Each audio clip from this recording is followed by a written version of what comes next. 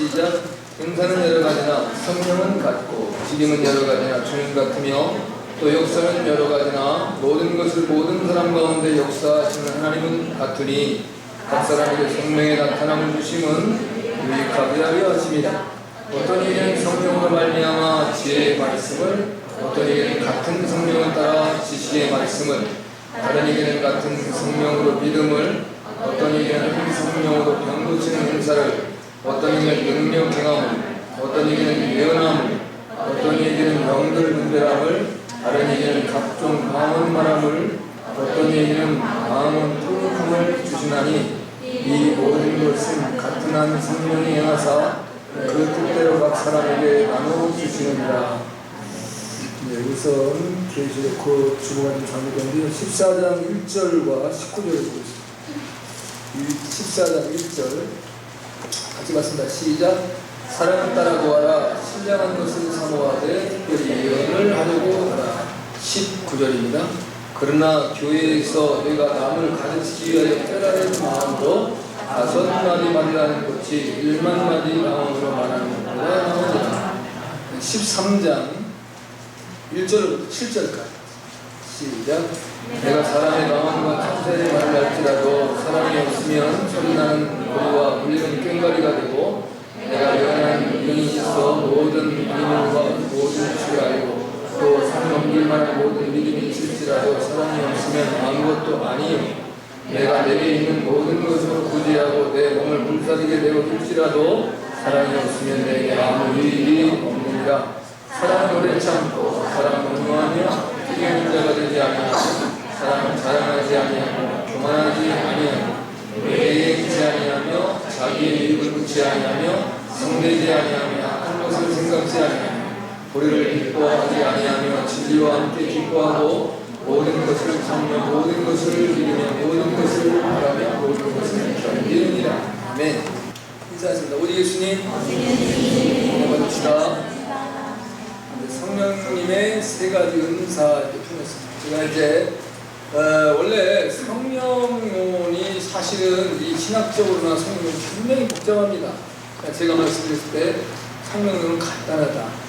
첫째는 이제 기본적으로 이제 하나님의 성령의 역사는 특별히 세 가지의 강조점이 있습니다. 첫째는 제가 늘 말하는 것은 언약의 성령, 예수 그리스도를 믿고 또 주님을 나의 주님으로 받아들이면 모든 백성들에게 임하시는 성령입니다.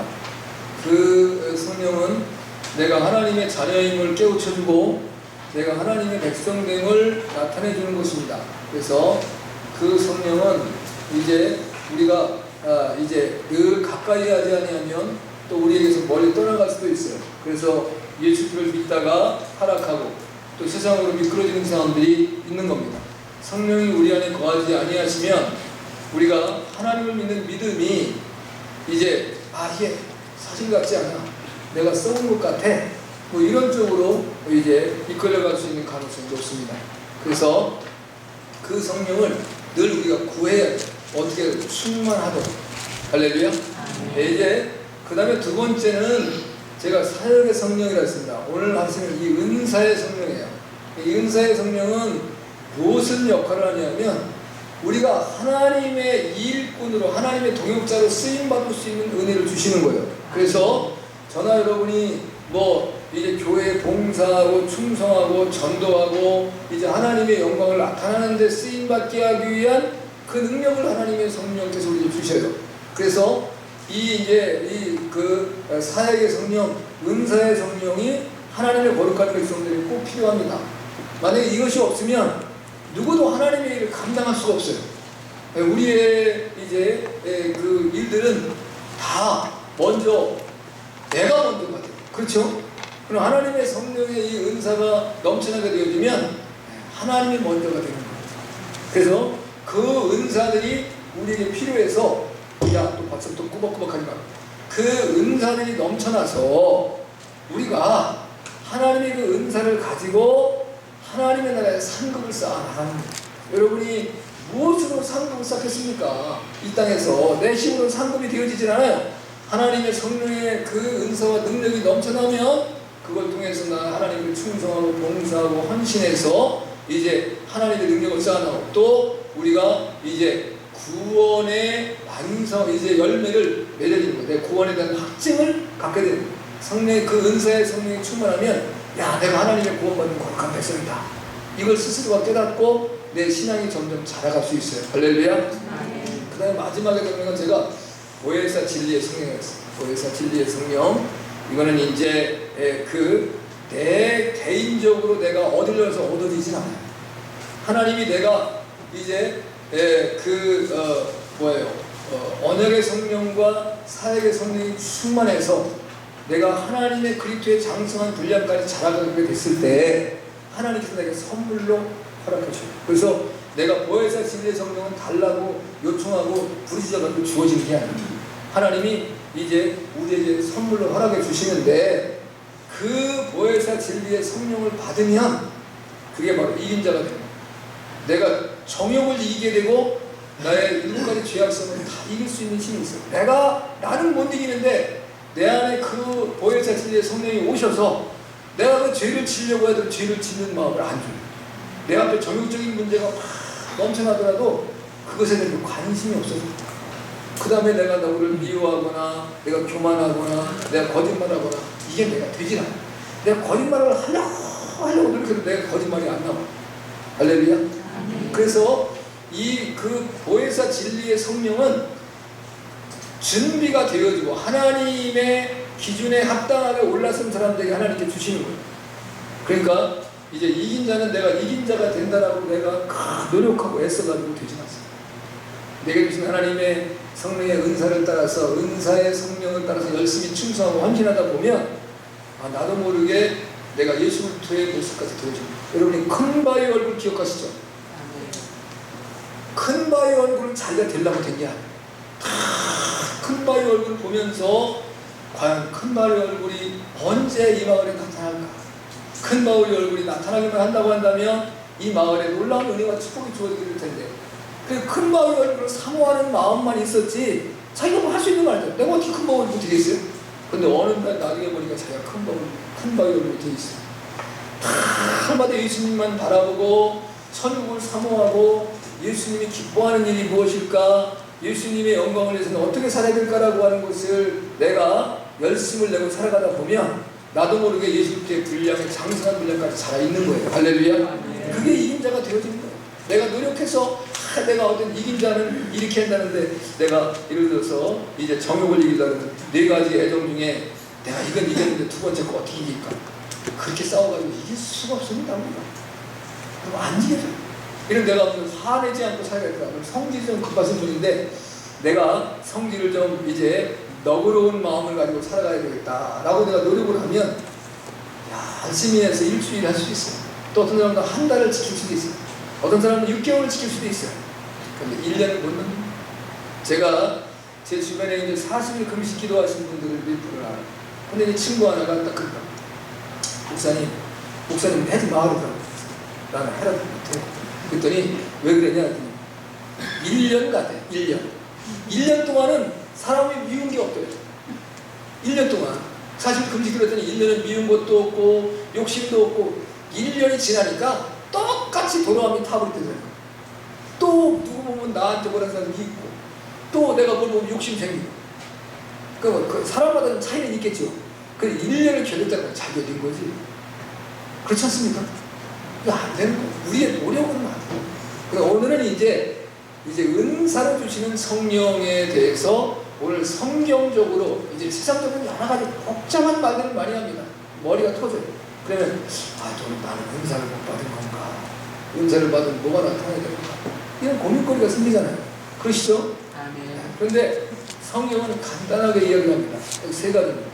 첫 번째가 이제 우리가 이제 고린도전서 12장 이제 8절로부터 이제 4절로부터 이제 11절에 올라요. 그런데 이제 그 4절부터는 이제 그 성령의 은사를 주는 이유가 무엇이냐. 그 다음에 결국 무엇이냐는 건 다 하나라거든요. 성령도 하나, 믿음도 하나, 교회도 하나, 하나님도 하나, 주도 하나. 그러니까 성령 하나 되게 하시는 거예요. 할렐루야. 그래서 은사를 주시는데, 근데 그 은사가 8절부터 10절까지 나왔는데 9가지 은사가 있어요. 이걸 우리가 기본적인 은사가 이렇게 말합니다. 아멘? 아멘. 기본적인 은사예요. 그래서 예수를 믿고 이제 언약의 성령이 임한 사람들이 믿음 생활을 열심히 해나가면서 주를 사랑하는 마음이 생기면 이 기본적인 은사는 어느 곳이든 다 가지고 있을 수 있어요. 할렐루야. 많이 가지면 많이 갈수록 좋긴 좋지요. 근데 이제 많이 가진다는 게 좋은 게 아니에요. 왜 그러냐? 잘못하면 그것 때문에 망할 수가 있어요.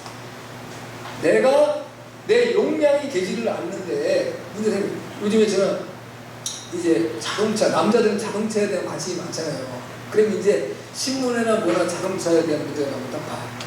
근데 이제 2000년대 2009년 정도로부터 시작해서 지금까지 이 자동차들 중에 제일 문제가 뭐냐면 사고가 나는 것 중에 엔진의 문제가 확 일어났다는 거예요. 엔진의 문제가 생긴다는 거예요. 그럼 왜 엔진의 문제가 생길까? 그래서 내가 이게 걱정이 되잖아요. 저도 자동차를 운전하는 사람이니까 그 내용을 살펴봤더니 뭐냐면 엔진이 용량은 예를 들어서 이제 100마력밖에 안 돼요. 근데 그걸 200마력의 힘을 나타낼 수 있는 그런 엔진을 만들어내는 거예요. 기술이 좋아서. 그런데 이게 내가 가지고 있는 용량이 100마력만 나타내야 되는 엔진을 가지고 200마력을 쓰다 보니까 과부하가 시작합니다. 엔진. 그래서 제가 여러분이 이제 배기량을 가지고 차는 따져요. 이제 대형과 중형과 소형을.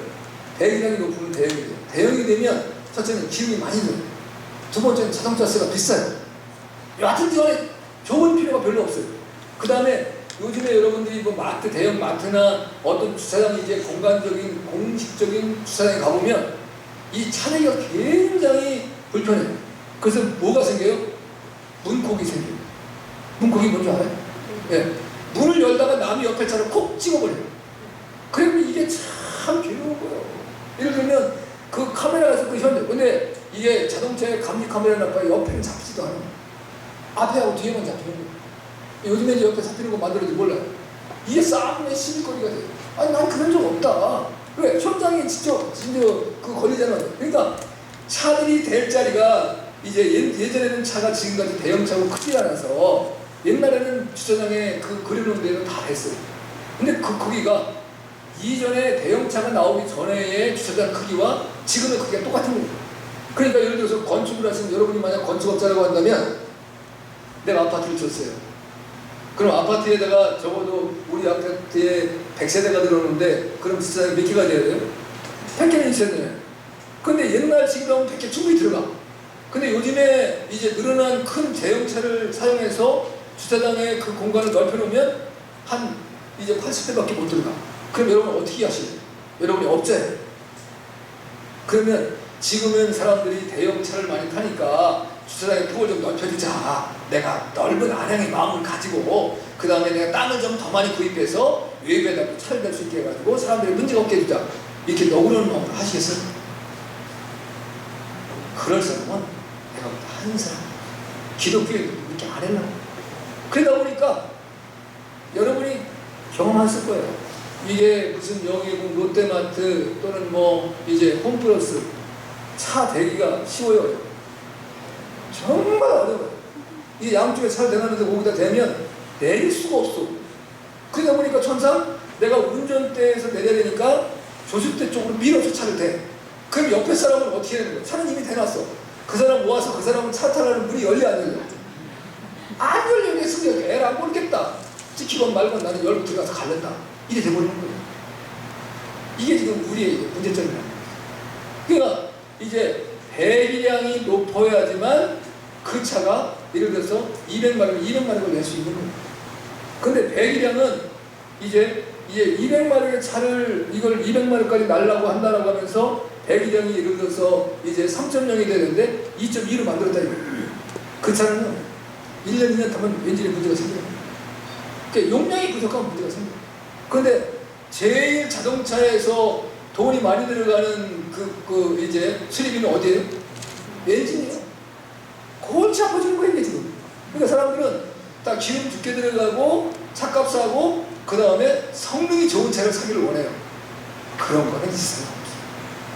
믿음도 마찬가지예요. 내가 나는 내가 하나님의 은혜의 그 풍성한 것을 다 누려가지고 그걸 하나님의 영광을 사용하고 베풀 수 있는 능력이 되게 부족해. 그런데 남들보다 더 많은 건 다 하고 싶어. 그럼 그분이요, 그게 임하여지면 주변의 모든 사람들 침묵해요. 사람들을 무시하고 깔보고 비판하고 비난하고 너는 그거밖에 안 되냐, 날마다 괴롭힙니다. 그러니까 여러분이 하나님 앞에 이제 은사는 다 받아야 되는데 하나님 내게 합당한 은사를 주세요. 이게 제일 좋은 거예요. 그래서 그냥 저 사람은 어떻게 무슨 은사를 나타내든지 간에 내게 하나님 주신 은사를 따라서 감사하게 주님을 섬기면 돼. 할렐루야. 그게 우리가, 그래서 내가 용량이 커지고 내 도량이 넓어지면 하나님이 또 다른 은사를 허락해 줄 수 있습니다. 그 여러분들이 그걸 기억하세요. 그 오늘 보면 이제 은사 9가지 기본적인 은사가 뭐예요? 지혜의 말씀의 은사, 지식의 말씀의 은사, 믿음의 은사, 병 고치는 은사, 능력 행함의 은사, 예언함의 은사, 영 분별함의 은사, 방언의 은사, 방언을 통역하는 은사가 있어요. 근데 이걸 이제 뭉뚱그려서 제가 좀 설명을 할게요. 제일 먼저 이제 하나님께서 지혜의 말씀의 은사를 말한다는 말이에요. 그러면 지혜의 말씀의 은사가 뭐냐? 내가 이 땅에 살아가면서 하나님의 뜻을 실행해서 분별할 수 있는 능력이에요. 이제 하나님의 뜻을 내 실생활 살아가는 가운데서 분별해요. 아, 이게 하나님의 뜻이로구나. 아, 이게 하나님의 뜻이 아니야. 이게 지혜의 말씀의 은사. 내가 그걸 깨달을 수 있는 거예요. 그러면 지식의 말씀은 뭐냐? 지혜의 은사를 실생활에 적용할 수 있는 능력이에요. 내가 깨달았어요. 그러면 하나님의 뜻을 행해서 그걸 할 수 있는 그러한 능력을 내가 부여받는 거예요. 아멘? 그 다음에 이제 믿음의 은사가 있어요. 믿음의 은사는 우리에게 나타나는 외적인 하나님의 능력들을 실천에 옮길 수 있는 은혜예요.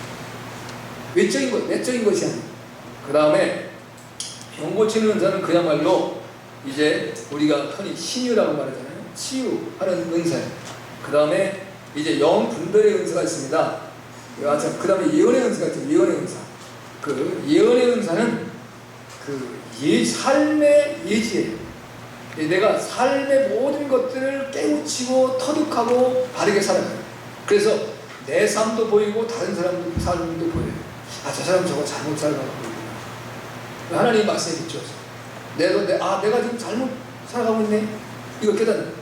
그 다음에 능력 행함의 은사가 있는데 이거는 축사는 귀신 쫓아내는 거예요. 그다음에 기적을 나타내는 은사입니다. 그 다음에 이제 예언의 그 다음에 이제 그 영 분별의 은사가 있어요. 그거는 내가 예언의 은사가 하나님의 영에 의해서 이루어진 것인가, 저 사람은 악령에 의해서 쓰는 건가를 분별할 수 있습니다. 그러니까 우리가 양신이라고 하면 안 돼. 그 전에 이제 양신이 역사되는데, 그러면 하나님의 영과 귀신의 영을 동급에 두는 거잖아요. 귀신의 영이 어떻게 하나님의 영과 같이 할 수 있겠어요. 그래서 하나님의 영과 귀신의 영을 구분할 수 있어요. 그게 이제 영 분별의 은사인 거예요. 근데 방언은 그야말로 이제 외국 언어도 방언이지만 우리가 하늘의 방언도 있어요. 알아듣지 못하는 방언이 있어요. 근데 이제 그것을 이제 방언이라고 말하고 통역하는 은사예요. 그거를 이제 통변하는 은사를 통역의 은사라고 표현합니다. 이게 이제 기본적인 은사예요. 그런데 모든 사람이 이걸 다 전체적인 9가지 은사를 가질 수 있을 수는 없어요. 그걸 가진 사람이 있으면 그 사람은 또 대단하신 것이죠. 놀라운 것이죠. 그러나 이제 그것이 많이 가져서가 문제가 아니라 내가 하나님께 어떤 은사를 주셨든지 어떻게 내 개인의 유익과 교회의 유익을 끼칠 것인가. 그리고 교회라고 하는 것은 단체적인 부분도 있지만 믿음의 사람들을 이야기하는 거예요. 하나님의 믿음의 사람들에게 어떻게 도움을 주고 어떻게 서로 이제 기쁘고 즐겁고 행복할 수 있는가, 이것들을 추구하고 살려나가요. 그게 얼마나 중요한지 모릅니다. 그러면서 오늘 고린도서 12장 이제 1절에 보면 이제 이 말씀을 신령한 것이라, 형제들아 신령한 것에 대해 내가 나는 너희가 알지 못하기를 원치 아니하노니. 그러니까 이 신령한 것, 다른 말로 하면 성령의 은사는 세상을 줄 수 없다. 세상 사람은 못 받는 거예요. 그러니까 하나님이 줄 수 있는 거고 하나님의 백성들만 받아요. 그래서 그것을 신령하다 이렇게 말합니다. 그러니까 이제 이 세상에 살아가는 사람들에 있어서 하나님의 나라, 하나님의 역사의 신령한 것에 대해서 알지를 못하잖아요. 그리고 누가 그런 말을 해도 그것에 대한 믿음이 없어요. 아, 이게 쓸데없는 소리 한다고 그게 뭐 가봤어? 뭐 이런 식으로 나오는 거예요. 먼저 이제 그럼 여러분 어떻게 알겠어요? 가봤다고. 성경에 내가 날마다 성경을 묵상하고 있는데 성경에서 하나님의 나라에 대해서 너무 명확하고 정확하게 얘기를 해주고 있다. 그리고 실제적으로 그곳에 갔다 온 사람들의 증언을 아주 세세하게 해주고 있는데 나는 그것을 내 믿음으로 받아들였고 또 나는 그가 지어간 것을 나의 증언으로 고백한다.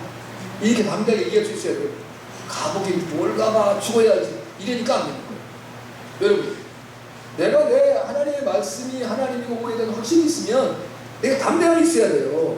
아멘? 그러니까 내가 알지를 못하니까 이 답변을 하기 어려운 거예요. 이제 그 담대하게 할렐루야? 그런 은혜가 여러분이 있길 바라요. 그 다음에 여기 이제 중요한 건 그런데 뭐냐면 이 기본적인 은사에 대해서 여러 가지 복잡한 일들이 있습니다. 이 세 가지 문제 꼭 해결해야 돼요. 첫째는 이제 기본적으로 은사 중지론자들이 있어요. 이건 초대교회에만 있었던 거고 지금은 이 은사 필요 없다. 이건 지금은 안 나타난다. 여러분 지금 이런 은사가 나타납니까? 안 나타납니까? 나타나는 거 이거는 주님이 오실 때까지 계속 이 은사는 활용이 되어진 겁니다. 할렐루야? 네, 이걸 여러분 은사를 부인하시면 안 돼요. 은사는 매우 소중한 겁니다. 근데 이제 또 이제 문제는 뭐냐면 직통 계시를 좋아하는 사람도 있어요. 하나님 나한테 직통으로 계시야 돼요. 근데 그건 100% 거짓말이에요. 하나님의 계시는 성령으로 끝난 겁니다. 아멘? 아멘. 하나님의 온전한 계시는 성령이에요. 이 성경의 말씀을 떠나서 다른 것은 있을 수 없는 거예요. 그러니까 나름대로 자기의 은사를 따라 하나님께서 주어지는 것을 가지고 내가 내 은사를 너무 그 기본적인 은사에 심취하다 보면 하나님의 말씀보다 내 은사를 더 높이 치는 거예요. 여기서 문제가 생겨요. 모든 은사는 뭐를 하게 하는 거라고? 유익함을 주게 하는 거예요. 유익함. 이게 교회로서는 하나님의 영광이 나타나야 되는 거예요. 아멘. 개인으로서는 내 믿음의 성장과 진보가 있어야 돼요. 할렐루야? 아멘. 이걸 위해서 준 거예요. 그 다음에 이 기본적인 은사는 구원과 관계가 없습니다. 이전에 지금은 이제 그런 말을 못해요. 이전에 순복음 교인들이 방언 못 받으면 구원 못 받는다고 했어요. 여러분 혹시 들어보셨어요? 순복음에서 혹시 신앙생활 하신 분 있으십니까? 거기는 방언을 못 받으면 구원이 없다고 얘기했어요. 성경에 그 말이 어디 있어요? 굉장히 무식한 인간들이에요. 그래서 이제 한때 지금 이제 은퇴했지만 그 조 목사가 여의도 순복음교회에 오지 않으면 천국을 못 간다고 했어요. 왜? 자기가 예수님의 재림의 날짜를 예언했거든. 2번이나. 근데 그분은 이제 돈도 많고 이제 힘도 세고 교인들도 많아서 그런지 그분은 쓰러지지도 않더라고. 요즘에는 또 이제 줄기세포가 나와가지고 돈 뭐 몇 억씩 주면 뭐 일본에서 줄기세포 맞는다고 하죠. 전에 이제 어느 가더니 어느 한번 없어졌어요. 줄기세포 맞아가지고. 그러니까 우리가 하나님의 성령 이외에 그분이 세계를 들었다 놨다라고 하더라도 다른 이상한 말을 하면 절대로 믿으시면 안 돼요. 아멘. 그러니까 내게 은사가 임해서 망하는 사람들이 얼마나 많은지 몰라요. 그래서 직통계시를 이야기하는 사람이 이 사람이 잘못됐구나. 그래서 그렇다고 해서 당신 잘못됐어요. 그럼 어떻게 돼요? 싸우니까 저 사람 잘못됐구나. 긍휼한 마음을 가지고 기도해. 하나님께서 나에게 그가 깨우침 받을 수 있도록 내 말할 때 말을 들을 수 있는 상황이 되어지면 그에게 충고를 해야 돼. 권고를 해야 돼. 하나님의 말씀을. 직통계시는 성경이 당신에게 은사를 주시면 당신을 유익하게 하고 유익하게 하고 괜히 그런 말로 해서 사람들을 현혹시키고 사람들을 어지럽게 만들지 마. 근데 그런 현혹에 넘어가는 사람들이 있어요 없어요? 있는 게 아니라 너무 많아. 그게 문제예요. 그래 막 몰려지는 거예요. 그래서 제가 그래서 간증을 싫어하는 거예요. 간증을 하면 무엇 역사가 나오냐면 스네이들은 굉장히 겸손합니다. 그래서 제가 뭘 어떻게 하겠어요. 저 같은 사람이 그래서 이제 이 사람을 세워요. 그래서 이게 한두 번 하다 보면 이게 이제 자기에게 사람들이 관심이 쫙 쏠리기 시작하는 거예요. 그러면서 사람들이 날 이제 뭐 대단한 사람을 높여주기 시작해요. 그러면 이게 아닌데 하면서도 굉장히 좋아. 여러분을 누군가가 여러분을 높여주면 좋아요, 쓰세요. 좋아요. 우쭐해서. 그러면 이제 이게 달리는 호랑이를 탔어. 내가 탔는데 이거 내려야 되는데 이거 여기서 그만 멈춰야 되는데 하는데 내리지. 떨어져서 거꾸로 막혀도 내려야 빨리 사는 건데 못 내리고 가려. 그러다 보니까 거기에 이제 첨가되는 말이 나오고 여기서 또 이제 학습을 하고 저기서 학습을 하면서 그걸 더 좋은 것으로 만들어요. 하나의 샘플 형상이. 근데 이제 그게 나중에 이제 잘못된 것이 들통이 가요. 그러면 사람들이 쫙 빠져나요. 자기가 뭐였던. 그런데 그래도 또 그 사람을 따르는 사람들이 또 있어. 그러니까 또다시 사람. 짐승과 똑같아. 머리가 상했는데 나중에 치료돼가지고 또다시 사람. 무서운 겁니다. 인간이란 누구나 다 자기가 인기를 누리고 자기 이름을 내고 싶고 자기 주변에 사람이 모여야 좋아요. 여러분 인생에 있어서 사람들이 제일 이제 은퇴하시고 나이가 드신 분들이 그 우울증에 빠지거나 뭐 이제 이런 문제가 생기게 왜 그럴 수도 아십니까? 그게 외로움. 내 주변에 사람이 없는 거예요. 그 다음에 내가 나름대로 이제 현지에 있어가지고 돈이라도 벌고 힘이 있었을 때는요, 이제 애들도 나한테 돈 이제 얻기 위해서 좋든 나쁘든 가까이 해야 돼. 근데 내가 힘이 없으면요, 별 나한테 관심이 안 가. 근데 그걸 내가 이게 어차피 인생이란 그런 거로구나. 인생이란 홀로 와서 홀로 가는 거로구나 하는 생각을 가져야 되는데 거기다 주인도 없으니까 이게 외로워서 못 견뎌. 그래서 저 사람이 전에는 이제 그냥 내가 아는 동료인데 지나가면서 잘 있었어? 그럼 그냥 가. 전에는 그렇게 해도 아무 문제가 없었는데 뭐야? 나를 무시하는 거야 이제? 응? 전에는 이제 내가 힘이 있고 내가 어떤 뭐가 있을 때는 그냥 가까이 오더니 이제는 뭐 이제 나 별 볼일 없다 이거지? 내가 그런 생각을 스스로 하는 거야. 그 사람은 그런 마음도 없었고 그런 생각도 없었던 거예요. 내가 그 생각을 하는 거야. 그 외로움을 못 견디는 거야. 그래서 우울증도 오고 어려움을 오는 거야. 그래서 우리가 늘 주님을 모셔야 돼. 아멘. 네. 이게 어려운 거야. 그러니까 하나님의 일을 하는 사람은 목사가 됐든 교회 일꾼이 됐든 외로움을 견디는 용기가 있어요. 외롭습니다. 여러분이 내가 하나님의 일을 열심히 하면 사람들이 나를 천만의 말씀 뒤에서 수군덕거리고 치고 잘난 것도 없는 안 들려야 되는데 그 소리가 또 들리네. 들리면 어떻게 해요?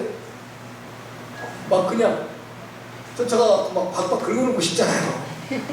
이게 견딜 수 없는. 그거를 이기기 위해서는 외로움을 견디는 용기가 있어요. 할렐루야. 그러면 내가 하나님께 충성하고 승리하는 삶을 사는 거예요. 그 다음에 또 하나가 미혹의 거짓의 영으로 역사합니다. 이걸 이제 요한계시록 그 13장에서는 이게 큰 짐승, 이제 이 적그리스도의 세력에 대한 얘기를 하는 겁니다. 근데 이들이 뭐를 하냐면 미혹합니다. 그런데 어떻게 하느냐? 이제 이적을 행하는데 사람들 불이 하늘로부터 땅에 떨어지게 한대. 이거 한번 생각해보세요. 사람들이 막 몰려있는데 자기가 탁 눈을 감고 기울하면서 이제 떨어져라! 하는데 하늘에서 불이 탁 떨어졌어. 사람들이 놀랄까 안 놀랄까? 다 놀래요. 그분밖에 없는 거야. 그분이 하는 말은 모두가 진리인 거야. 이렇게 넘어가게만. 그 다음에 여기 보니까 이제 또 미혹하는데 여기 보면 이 미혹함의 세력을 이길 수 있는 사람은 아무도 없다는 거예요. 세상을 뒤집었다 엎었다 하더라도 믿지 마세요. 그건 하나님의 진리가 아니에요. 할렐루야.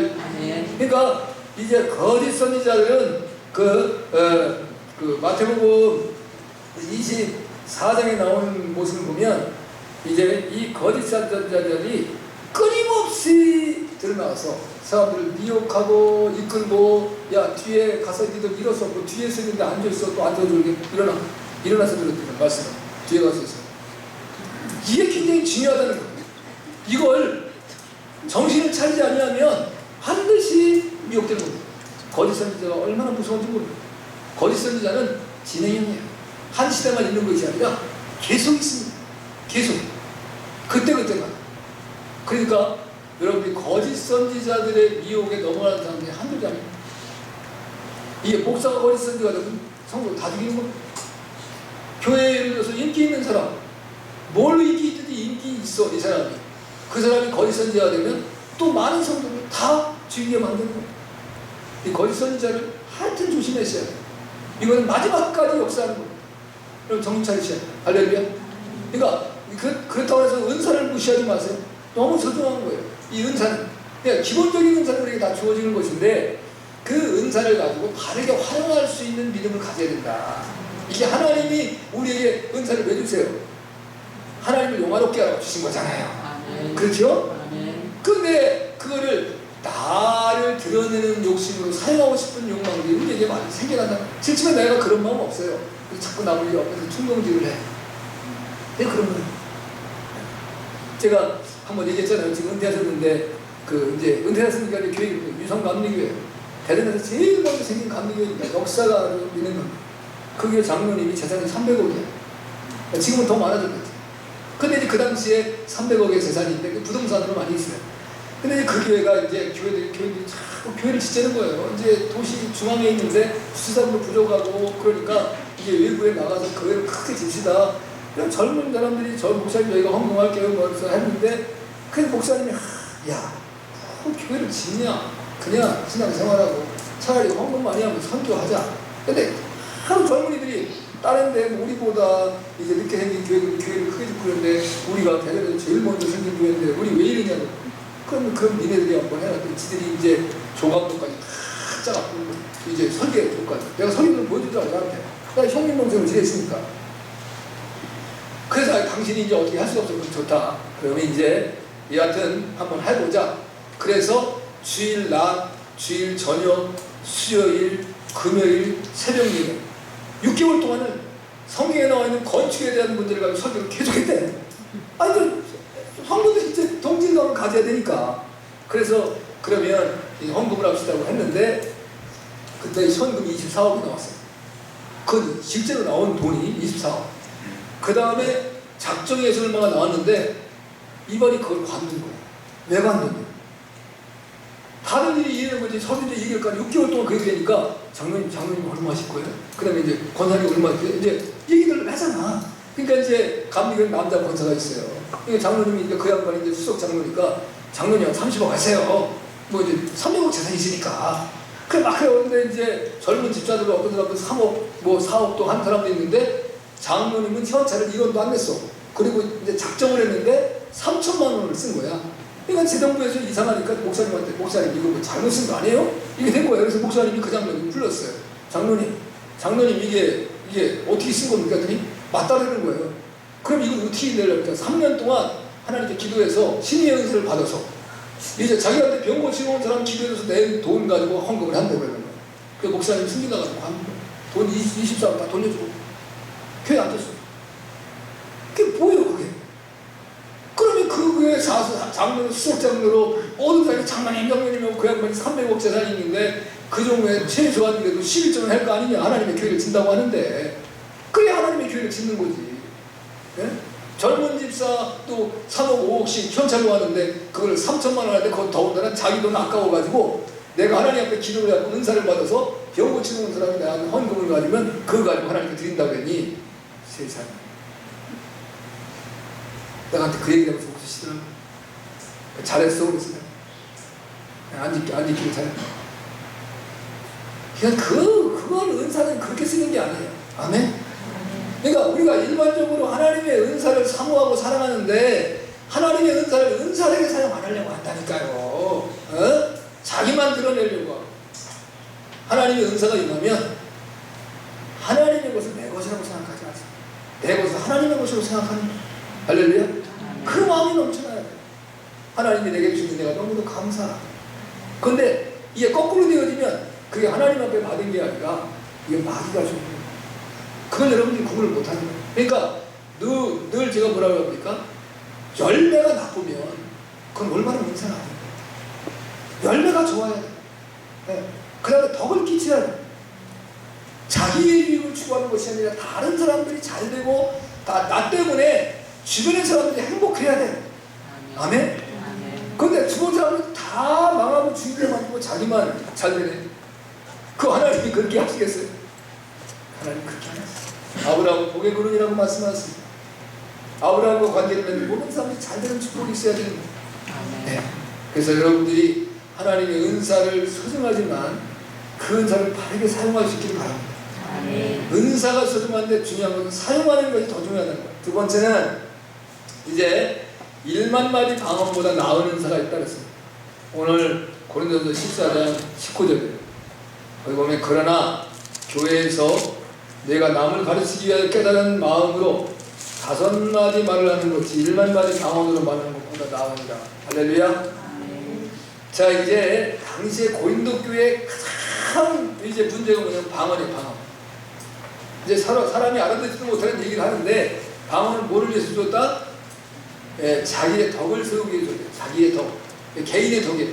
내가 사람들 아우 저 사람 덕 있는 사람이고 아우 저분의 마음은 어떻게 저렇게 이제 여유롭고 그리고 온유하고 온화하고 부드럽고 이 배려심이 깊으실까?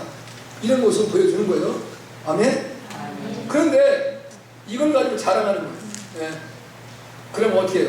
믿지 않는 사람들이 왔을 때 여기 예수 믿는 사람들 미친 사람들인가 봐. 알아듣지도 못하는 말만 잘라대고 저것들 저거 뭐 하는 건지 모르겠어. 예? 이렇게 되죠. 근데 믿는 사람들이 또 뭐예요? 아니 자기가 방언을 받았다고 방언을 못하는 사람을 가지고 무시하고 깔보고 자기가 최고인 척 드러내는 거예요. 그래서 바울 사도가 하신 말씀이 뭐냐면 깨닫는 말씀 5마디가 방언 1만 마디보다 낫다. 여러분 1만 대 5이요. 이건 어떻게 비교가 돼야 안 돼? 비교가 될 수 없는 거야. 야, 하나님의 말씀을 깨닫는 것이 너무 은혜로워. 목사는 하나님의 말씀을 잘 깨닫아서 바르게 증거해야 되고 성도들 목사의 말을 듣고 설교의 말씀을 들으면서 하나님의 말씀을 깨닫고 너무 감사해서 기쁨이 넘쳐나야 돼. 할렐루야. 그래서 깨닫는 말씀의 은사가 있는 거예요. 은사가 두 번째가 깨닫는 말씀의 은사. 여기 보면 기본 9가지 은사보다 더 귀한. 제가 그 기본 9가지 은사는 구원과 관계가 없는 거예요. 내 믿음을 증진시키고 내 믿음이 더 좋아지도록 나를 덕스러운 사람으로 만들어가는 거예요. 그러나 깨닫는 말씀의 은사는 구원의 은사와 관계가 있는 거예요. 구원. 말씀을 바르게 깨달아서 구원의 은총으로 인도받는 겁니다. 마태복음 13장의 말씀은 우리가 흔히 이제 천국 비유라고 말씀하세요. 7가지 비유가 나와 있어요. 근데 마태복음 13장 13절 16절에 보면 이제 내가 눈은 있어도 보지 못하고 귀가 있어도 듣지 못하고 마음으로 깨닫지 못하는 거다. 누구의 말씀을 인용한 거예요? 이사야의 말씀을 인용했어요. 이사야에서 이제 6장 9절에서부터 말씀을 보면 10절까지 보면 이사야 선지자가 하나님 앞에 부름을 받고 하나님의 사역을 쓰는데 이 너희들이 앞으로는 다 이렇게 될 거예요. 이 백성들이 얼마나 공부합니까? 여러분 우리의 눈을 하나님이 왜 주셨어요? 바르게 보라고 준 거잖아요. 여러분 눈이 없는 사람, 제가 이 세상에 가장 불쌍한 사람이 누구라 그랬어요? 보지 못하는 사람. 얼마나 불쌍한 겁니까? 그러니까 더 불쌍한 사람은 눈은 있는데 보지 못하는 사람이야. 눈은 있는데 보지는 못해. 그러면 일반적인 눈은 이제 우리가 가지고 있는 육안이란 말입니다. 육안은 사물을 보고 내가 이 모든 것들을 보는 거예요. 현실을 있는 그대로 보는 눈이에요. 그런데 그 다음에 또 지식의 눈이 있단 말이에요. 그 여러분들이 열심히 배우는 거예요. 이 세상을 좀 더 내가 이제 그 인격적인 사람으로 살기 위해서 지식을 배우는 거예요. 그래서 이제 못 배운 사람과 배운 사람 가운데서 문제가 생기는 게 뭡니까? 배운 사람이 죄를 지면 그 죄가 큰 거예요. 못 배운 사람은 몰라서 죄를 질 수 있는 거예요. 그 여러분이 혹시 여기서 이제 우리 청년들 중에 운동하는 사람이 있는데 운동한다고 자랑하면 안 돼요. 운동하는 사람이 사람을 때리면 그 사람은 이제 가중처벌을 받는 거예요. 운동은 사람을 때리려고 하는 것이 아니라 우선 자기를 보호하고 다른 사람들을 지켜주려고 운동을 배우는 거예요. 근데 그걸 가지고 이제 뭐 운동을 좀 하면 어떻게 해요? 손이 근질근질하고 이제 누가 한번 건드려 보고 싶고 막 이래 된단 말이에요. 그래서 그 사람은 큰 죄를 받아요. 그냥 배우는 것은 뭐냐면 배우지 못한 사람보다 그만큼 인격적이고 훌륭한 사람이라는 거예요. 그 다음에 영안이 따르는 영안. 우리 하나님으로 가는 백성들은 영안이 열려야 되는 거예요. 영적인 세계를 볼 수 있어야 된다. 뭘로? 하나님 말씀으로. 아멘? 뭐 기도했더니 뭐 환상이 보였다. 그건 자기 상상이 보일 수도 있어요. 조심해야 되는 거예요. 환상 잡고 본다는 사람은 진짜 조심해야 돼요. 그 다음에 늘 날 꿈을 꿨다. 난 하루에 꿈을 12편 듣고. 근데 그게 뭐 이렇게 중요해?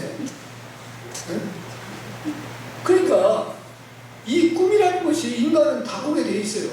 그러면 내 삶이 평안할 때는 꿈도 좋은 꿈을 꿔. 그런데 내가 무언가는 긴장되고 쫓기고 뭐가 참 염려되고 답답한 거 있으면 꿈도 아주 안 좋아. 어제 친구 목사가 전화 왔어. 아, 목사님, 강원도에 있는 목사님, 우체국에 안 오시오. 한번 놀러 오세요. 그랬어. 아니, 이 사람아, 이 길도 막히고 힘든데 거기까지 가는 데가 어떻게 오늘 놀러 가는가 했더니, 아, 이제 사람들 끊겨서 놀러 오시오. 왜 전화했냐? 아, 어제 꿈자리가 사나워갖고 전화했어요. 거기서 나 죽었어? 그건 아니고. 하여튼 이게 목사들도 마찬가지예요. 여러분 그러잖아요. 여러분 부모님도 이제 내가 부모님한테 전화를 했을 때 부모님이라도 전화할 때가 있어요. 그렇죠? 그럼 부모님이 전화하면 별로 좋은 전화가 아니야. 그러면 야, 너 영영 무슨 일 없냐? 이래요. 아, 좀 아무 일 없는데요. 아, 어제 꿈자리가 안 좋았어. 조심해라. 애들 괜찮으냐? 근데 이 말씀. 그러시죠? 그러니까 우리가 너무 그거에 집착하지 말자 이거예요. 내 심령의 상태에 따라서 꿈은 좋기도 하고 나쁘기도 해요. 그래서 어떤 사람은 또 꿈은 반대다고 말하잖아요. 또 반대일 때도 있지만 사실일 때도 있어요. 그러니까 그건 다 자기가 경험한 것을 가지고 객관을 시키려고 한다는 거예요. 오직 객관은 하나님의 말씀. 할렐루야. 나머지 주관적인 거는 내가 꿈을 꿨더니 정말 나는 너무 꿈이 잘 이루어지더라. 그럼 감사하게 남한테 떠벌리지를 말고, 만약에 내가 나에 대한 꿈만 꿨는데 오늘 이상하게 내 동료나 내 이웃에 대한 꿈을 꿨다. 그러면 그걸 기도해야 된다. 그것밖에 내가 할 수 있는 거야.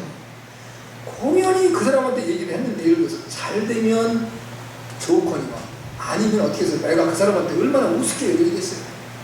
그렇잖아요. 제가 이제 전에 한번 얘기했던 것 같아요. 기억이 나는데, 이거 준비하시는 말씀이 아니에요. 대전에 있는 우리 감리교회 목사님, 내가 형님 동생하시는 분, 그분 교회에 이제 장로님이고 부인이 권사님이신데, 그 부인이 예언을, 환상을 가지고 꿈을 사죠. 근데 이걸 하는 걸 몰랐어, 목사님. 근데 이제 보니까 특별히 이제 누가 많이 가냐면 그 대학교 입시를 앞둬놓고 있는 부모들이 그 권양을 쫓아가는 거야. 우리 애 이번에 대학교 붙겠냐 떨어진다. 이건 이제 그거는 예를 들면 이제 유보가 없어요. 맞냐 틀리냐 둘 중에 하나가 나오는 거예요. 그렇죠? 이제 또 이제 붙는다 떨어진다 이거밖에 다 붙여주거든. 나 몰라 그러면 그 사람한테 누가 하겠어.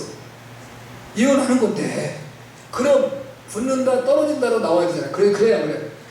그렇죠? 근데 그게 틀려버렸어. 그러니까 이제 교인들이 어떻게 해요? 좀 까짜다. 안 가기 시작했어. 근데 그 사람은 그걸 버릴까 못 버릴까? 못 버려. 근데 이제 여러분 지금은 잘 모르겠는데 이전에는 아파트가 이제 짓고 나면 분양권을 따는 게 쉬워요, 어려워요? 네? 어려워요. 왜? 분양 딱 되고 나면 그 자리에서 팔아도 얼마가 남어? 좋은 아파트는 1억도 남어. 그죠? 그러니까 이제 아파트 분양권이 나오는데 이 양반이 아파트 분양권을 신청을 해놨는데 꿈을 꿨는데 꿈에서 목사님한테 가가지고 기도를 받아라. 그러면 아파트가 분양된다. 이걸 받은 거야, 이 권사님이. 그러니까 이제 남편은 이제 대개 이제 남자들은 누구의 말을 들어? 아내의 말을 들어서 이제 아내가 봉투를 딱 준비해가지고 이제 남편 장로님한테 그러니까 빨리 목사님한테 기도 받고 와라. 아파트 뭐예요? 분양돼야 되니까. 그래서 이제 목사님이 아침에 대바람이 아침에 왔으니까 놀래가지고 아니 무슨 장로님 무슨 일이니까 그게 아니고 목사님 우리 권사가 꿈을 꿨는데 목사님한테 기도받아야 아파트 분양된다고 했습니다. 기도 받아 왔습니다. 근데 목사님 답답하잖아요. 이게 뭐라고 기도를 해줘야 돼. 근데 뜻 봉투를 내면 이게 뭐냐 했더니 우리 저 권사님이 갖다 드리라고 한 거라. 그래서 하여튼 그러니까 제가 하나님의 뜻이면 되고 아니면 떨어지게 해달라고. 이제 뭐 그렇잖아. 목사가 어떻게 해요? 뭐 목사가 된다라고 했는데 안 되면 목사가 이게 또 거짓말 들이 되잖아. 그러니까 이제 자기는 그런 거 받은 게 없으니까 기도해줬는데 갔어. 봉투를 열어보니까 봉투에 얼마가 들어있겠어? 100만 원 들어있을 때 두장이 들어있는 거. 목사님이 12전하고 실컷 잘 줬단다. 근데 아파트 됐을까 안 됐을까? 떨어졌어. 그러니까 이게 항상 내가 남을 속일 수 있는 것 같은데 결국은 결정적인 게 누가 쓰고? 내가 쓰는 거예요. 여러분 이게 정말 조심해야 되는 겁니다. 여러분 웃는데요. 그런 문제가 생기면 여러분 빨리 들어갈 것 같아요? 안 같아요? 예를 들어서 우리 교회에 이제 환상을 잘 보고 그 다음에 꿈을 잘 꾸는 어떤 이제 집사님 한 분이 딱 생겼어. 오늘 이후로 생겼다고 해봐. 예를 들어서 오늘 말씀 들었는데 생겼어. 근데 그게 소문이 나기 시작하는 거야. 근데 이제 뭐 우리 애가 대학 입시 공부를 하는데 이제 막 얘가 지금 여기가 붙을지 안 붙을지 나도 모르겠어. 기공을 어떻게 했는지. 지는 뭐 아니면 붙을 것 같다 그러고 약간 걱정되는데 붙을 것 같다 그러는데 여러분 그 신령한 권사님 집사님이 계신데 가고 싶어 안 가고 싶어? 가고 싶어. 가는데 그냥 가야 돼? 뭘 사갖고 가야 돼? 사갖고 가야지. 아니면 돈을 갖고 가야지. 그게 우리의 마음. 그걸 뭘 얘기해야 돼? 말씀을 얘기해야 돼. 이게 너무 중요한 거야. 제가 제발 부탁을 하는 거예요. 근데 눈이 있어도 보지 못하고 귀가 있어도 듣지 못하고 마음으로 깨닫지 못하고. 그래서 이사야서 20에 이제 9장에 가보면 하나님께서 내가 선지자의 눈을 멀게 하겠다. 내가 선견자의 이제 머리를 내가 맹하게. 왜? 이 선지자 선견자라는 녀석들이 날마다 포도주에 피해서 비틀거리고 독주에 취해서 정신이 혼미하다. 그러니까 엘리가 하나님의 영적인 분별력을 잃어버리고 나이가 들고 자기들은 제약 가운데 얼마나 마음이 아팠겠어요. 아버지가 하나님의 대제사장으로 이제 사사시대에 쓰임받는 이제 국가의 최고의 지도자인데 아들들이 불량해. 아들들이 하나님을 경외하지 않아. 그러니 그 아버지 마음이 얼마나 찢어지겠어요. 여러분이 이제 남이 자식이 잘못하면 너희는 그 길이가 크다 이런 말을 할 수 있는데 내 자식이 잘못했을 때 그게 쉬워요. 어려운 야 아들아 그러면 안 되는 거다. 바르게 살아야 된다. 근데 이 녀석이 이걸 깨닫고 돌아오면 좋은데 말 들어야 안 돼요. 징글맞게 한다. 그러니까 청개구리 같이 이제 죽고 나서야 깔깔 우는 거예요. 그때 내가 그 말씀 들을 걸 소용이 있어 없어. 이제 버스 지나갔어. 몰라요. 요즘엔 이제 핸드폰이 있어가지고 이제 버스 돌려서 오면 내가 이제 오늘 하루 일단 드릴게요. 그럼 올지도 몰라. 지나가면 끝나요. 여러분 정말 정신을 차려야 돼요.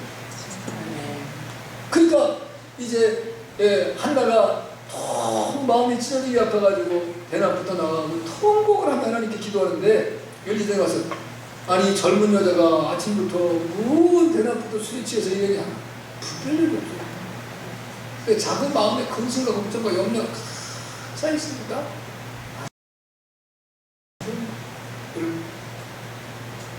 그러니까 여러분이 하나님의 지도자들이 타락하면 백성들이 다 나가는 겁니다. 그러니까 여러분들이 저를 위해서 기도해야 되는 이유는 내가 타락하지 않다. 저 타락할까요? 안 할까요? 할 수 있다니까요. 제가 안 난다는 보장이 없어요. 제가 뭔데? 내가 무슨 하나님이야? 내가 어떻게 타락할지도 몰라요. 그러니까 저도 몸부림치는 거고 여러분도 저를 위해 기도해야 되는 거예요. 그래 여러분이 복받는 거예요. 여러분 제가 하나님의 말씀을 잘 깨달아야 남들이 뭐라든 관계없이 여러분에게 하나님의 말씀을 바로 전할 수 있는 거예요. 그런데 예를 들어서 여러분이 제가 정말 제가 말을 잘해요 못해요? 저도 말은 꽤 해거든요. 그러면 제가 여러분들을 살살 유혹해가지고 여러분들의 호주머니에 있는 돈이나 빼내고 여러분들이 이제 여러분들을 싹 띄워주고 여러분 것을 뺏어 먹으면 여러분 어떻게 되는 겁니까? 여러분 다 그래 되지 말게 기도해요. 저만을 위해서가 아니라 적어도 대한민국에 있는 목사들이 그러지 않도록 너무 가슴이 찢어지게 아픈 거예요. 그래서 하나님의 말씀을 깨달으면 너무 행복한 거예요. 아무 것이 없어요. 어? 그럼 여러분이 그런 말씀을 들으면 은혜가 돼야 되는데, 야, 우리 목사님도 이상한 말하고 이래는 미치는 거예요. 내가 뭐 어떤 사람이 도망가고 싶다니까. 내가 언제 한번 이런 생각, 우리 아내한테, 여보, 나하고 둘이 산에 들어가서 신앙생활 합시다. 당신하고 나하고, 나 연구하고 당신 말씀 하시고 너무 행복하잖아. 하늘 날아다닐 것 같아. 너무 괴로운 거예요. 여러분이 나타나는 현상에 좀 마음 빼앗기지 마세요. 아니, 어떤 사람이 예를 들어서 지금 이제 뭐를 내가지고 돈을 막 1,000억을 벌었어요. 그 사람이 여러분한테 뭐 예를 들어서 1,000원짜리 빵 하나 사줘? 아무 소용 없어. 그거 바라봐야 소용없는 거예요. 그래서 여러분이 하나님 잘 믿고 천국 놓치지 않으면 아니, 이 땅에 잘 사는 사람도 있고 가난한 사람도 있어요. 잘 사는데 지만 잘 살았으면 하나님 앞에 되게 맞아야 돼. 아마 내가 볼 때 바울이 말했던 거, 태장 40대에 한 번을 감하는 거 3번 맞았다는 거예요. 예를 들어서 옛날에 40대 맞으면 죽는 거예요. 그러니까 죽기 직전까지 맹을 맞아야 돼요. 그게 뭔 유익이 있는 거예요.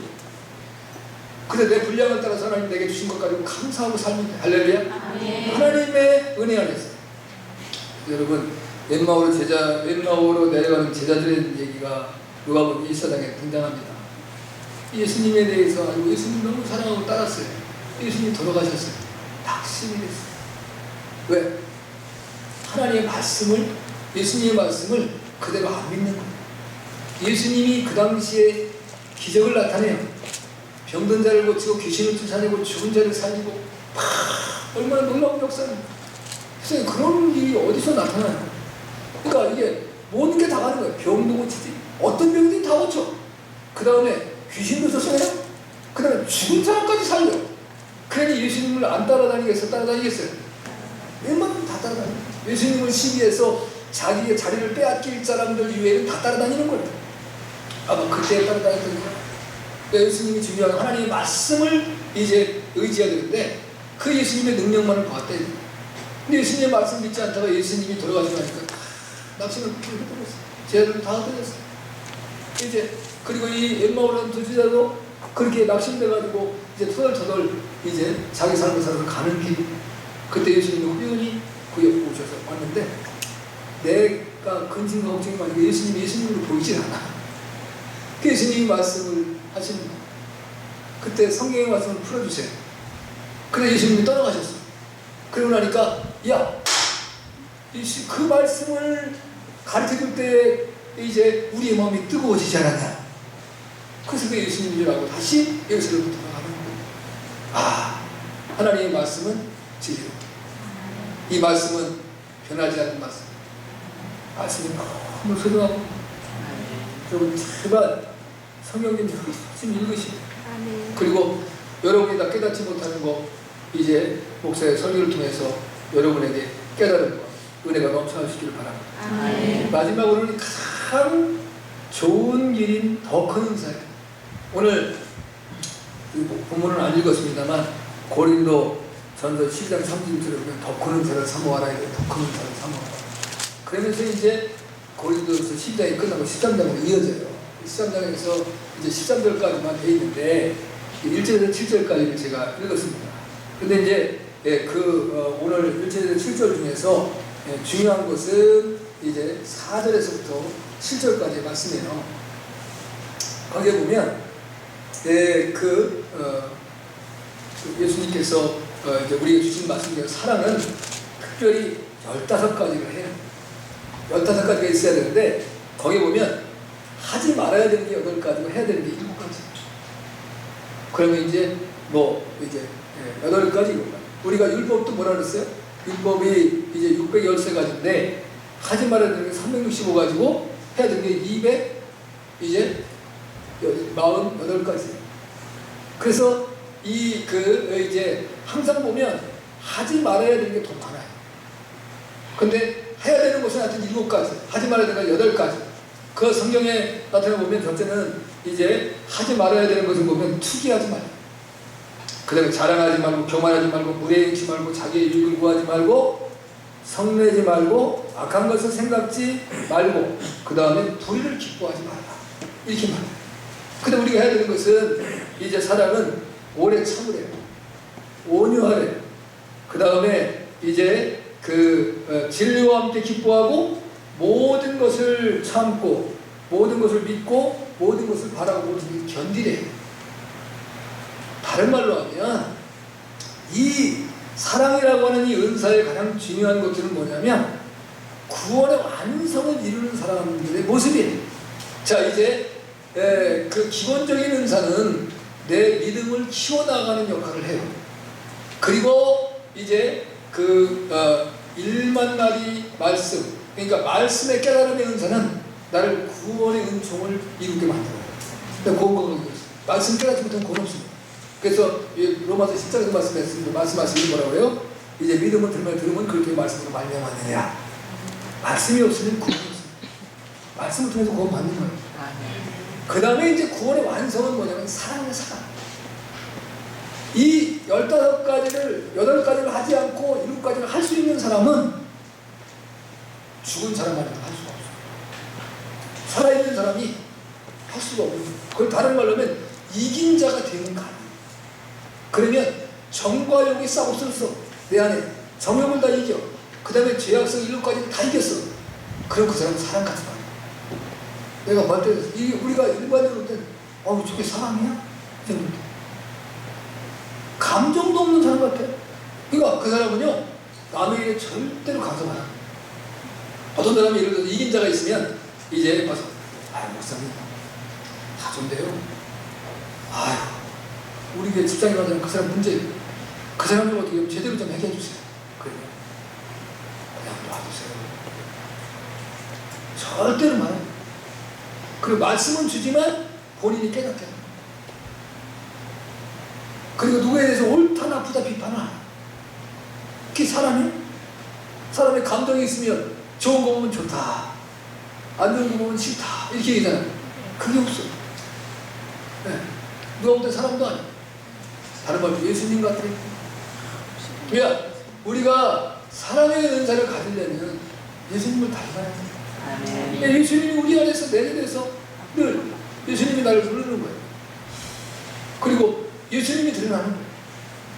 그게 우리가 향기를 내는데 여러분들 우리가 흔히 그런 말 하잖아요. 그 마리아가 예수님께 무슨 향기를 내요? 나드 향기를 내요. 나드. 근데 향 중에 제일 좋은 향이 나드 향기를 내요. 전 잘 모르겠어요. 그런데 예수님의 향이 나드예요. 그러면 우리 이제 고린도전서 3장에 보면 냄새에 대한 얘기가 나잖아요. 생명의 냄새가 있고 사망의 냄새가 있잖아요. 근데 그냥 냄새로 나드 향이 나는 게 아니라 삶의 향기가 나드 향이에요. 그러니까 이제 사랑이 넘치는 더 좋은 은사를 얻은 사람에게 있어서는 예수님의 삶의 모습이 드러나는 거예요. 할렐루야. 우리가 바라보고 달려가는 그거예요. 그 사랑이 넘쳐날 수 있게. 그래서 이제 자 마지막 시대가 되어지면 사랑이 식는다고. 마지막 때에 제일 무서운 게 사랑이 식어지는 거예요. 이 사랑이 식지 않도록 노력해야 돼요. 자 디모데 이제 후서 3장 1절에서 5절에도 보면 말세에 고통하는 때가 된다고 했어요. 말세에 고통하는 때는 언제냐면 여러분 우리 내 스스로에게 나나 여러분에게 말세는 언제냐? 내 신앙이 깔아졌을 때, 내 신앙이 최하로 떨어졌을 때, 그때가 말세입니다. 그때 뭐가 나타나냐? 여러 가지 많은 특징인데 3가지가 특징이에요. 자기를 사랑하고 돈을 사랑하고 하나님보다 쾌락을 사랑하고. 여러분이 늘 점검하셔야 돼요. 내가 하나님보다 나를 더 사랑하는, 내가 하나님보다 돈을 더 사랑하는, 내가 하나님보다 쾌락을 더 사랑하는. 이게 세게 치고 싶은데 놀라는 사람이 있어요. 세게 못 치고 하기 좋은 사람이 많았어요. 제가 대전에 있을 때 막 설교하다가 노래 졸음 그냥 딱 치고 그러면 저 집사님이 그냥 가득 올려. 근데 그 집사님이 굉장히 마음이 여리신 집사님. 그래서 내가 또 지금 그런데 다른 사람들 때문에 어쩔 수 없이 하는 거야. 그런데 그 집사님이랑 막 목사님 좀 가슴이 떨려요. 가슴이 떨려요. 그건 좋지 않았어요.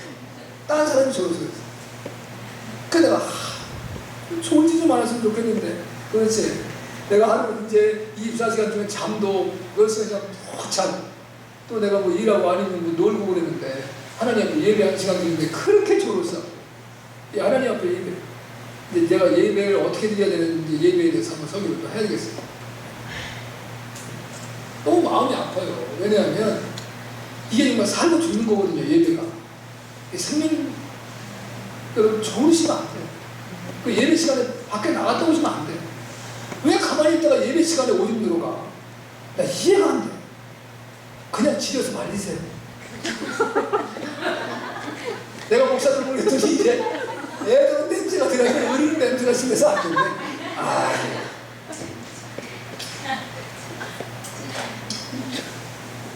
이해가 안 돼. 마음이 너무 아파요.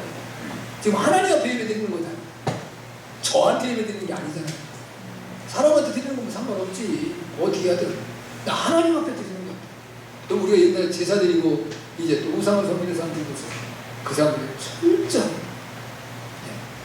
근데 우리가 하나님 전능하신 하나님, 우리의 생사화복을 주장하신 하나님 앞에 드리는 예배인데 그 예배를 장난같이 드리면 되겠어요? 정말 경건 하나님 받으실 만한 예배를 드려야죠. 아멘. 아멘. 그런 애가 넘쳐나시길 바랍니다. 성령의 세 가지 필수예요. 이제 기본 은사 굉장히 중요합니다. 은사 무시하지 마세요. 근데 은사는 덕을 세워야 됩니다. 아멘. 나 자신의 덕을 세우고 교회의 덕을 세우시고 그 다음에 이제 깨닫는 말씀의 은사는 나를 구원으로 인도하는 놀라운 능력이 있어요. 그러니까 이 하나님의 말씀을 사모하셔야 돼요. 그 다음에 사랑의 은사는 나를 구원의 완성으로 이끌어가는 겁니다. 여러분이 이걸 정말 은사, 성령의 은사 복잡하지 않습니다. 간단합니다. 근데 이제 세상적으로 말하면 뭐 이제 성령의 내인에 성령의 뭐 기름 부으심에 뭐 이상한 소리들 막 해가면서 사람들 헷갈리게 만드는데 다 필요 없어요. 성령의 말씀을 따르세요. 알렐루야. 우리가 어떤 용어를 써도 상관은 없습니다. 그러나 은사는 이게 세 가지로 정확하게 구분되어 있다. 이 은사를 사모하고 그 모든 것 하나 소중하지 않지만 더 좋은 은사가 가장 값진 것이다. 아멘. 우리 구원의 완성 천국으로 이끌어주는 그런 축복을 누리겠습니다. 그 은혜가 여러분 모두에게 넘쳐나시길 주님을 축복합니다. 아멘. 다 같이